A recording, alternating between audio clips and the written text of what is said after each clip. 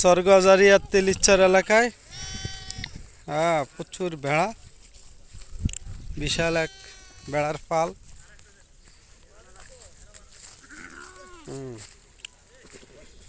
ভেড়ার পালগুলো যাচ্ছে, ভেড়া সারি সারি ঘাস খাচ্ছে। বিভিন্ন কালারের ভেড়াই একটা। এই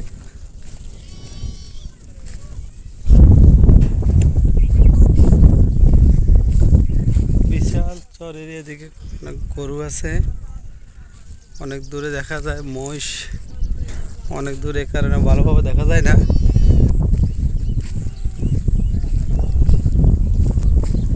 অনেকগুলো ভেড়া, ভেড়ার পাল।